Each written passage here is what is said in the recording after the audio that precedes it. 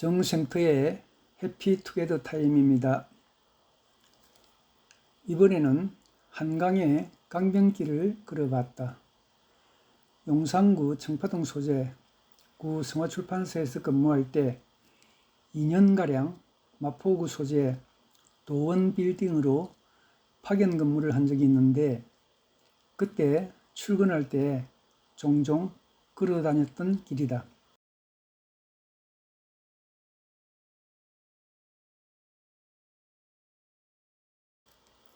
청파동에서 262번 시내버스를 타고 청암동 강변 삼성 아파트 정류소까지 와서 7016번 버스로 갈아타야 했다.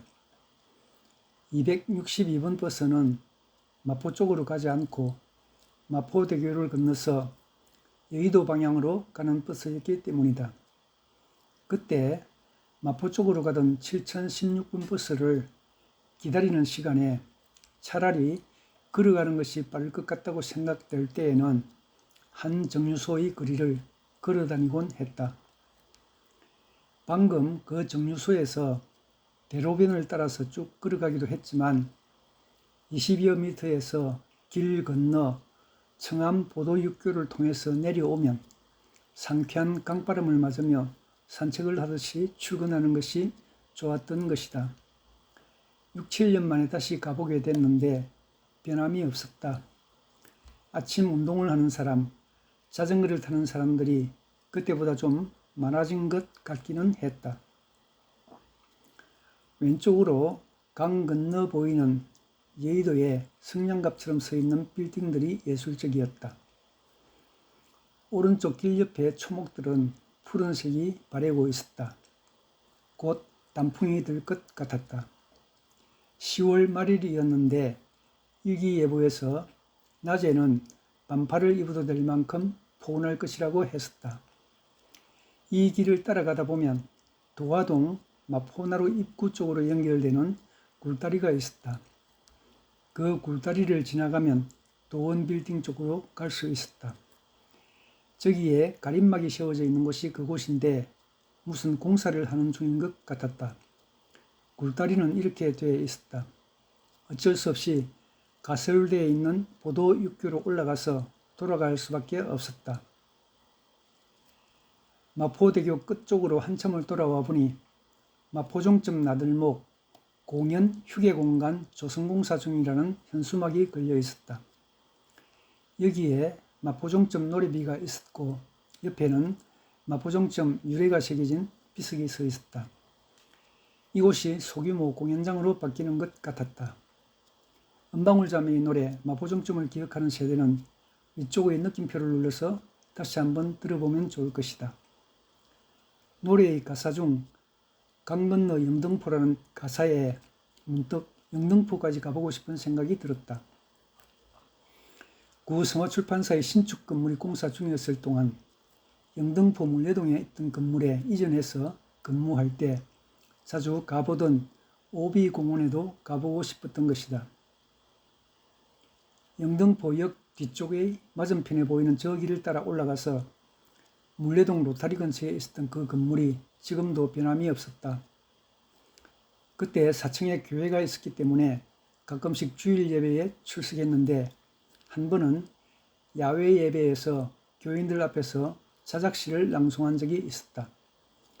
동국근학 100주년 기념으로 개최된 동국대학교 문화예술대학원 주최 시화전에서 시화로서는 가장 큰 액자로 표구돼 가장 잘 보이는 곳에 걸렸던 시였다.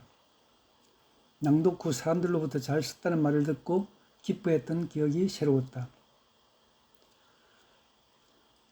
여기가 영등포공원, 소위 오비공원이다. 1997년 오비맥주 영등포 공장이 다른 곳으로 이전한 후 서울시가 영등포공원으로 조성한 곳이라고 소개되어 있었는데, 이것은 맥아와 호흡을 끓이는 데 사용되던 담금소치라고 설명되어 있었다. 알록달록 단풍이 물들기 시작했고 바람에 낙엽이 떨어져 날리고 있었다. 공원의 산책길 옆 벤치에 앉아 영등포역 구내에서 사온 치킨버거 세트로 점심을 대신했다. 오랜만에 먹어보고 싶었다. 역 뒤쪽이기 때문에 KTX와 기차 소리가 크게 들리고 있었다. 철로 위로 오르는 쇠바퀴 소리를 들으며 모든 걸 잊고 어딘가로 멀리 떠나보고 싶다고 생각할 때 지나가던 여자가 예수를 믿으라며 티슈를 건넸다. 무심코 사용했지만 그때부터 생각이 심각해졌다.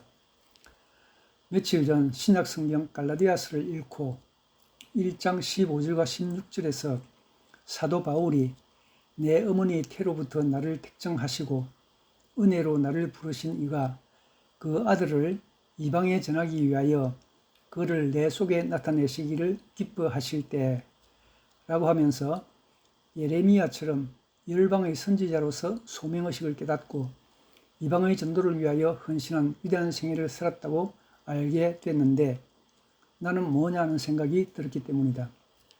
내 본명은 한일과 편안할 영, 일영이다. 그 이름을 내 소명처럼 생각한 적이 있다.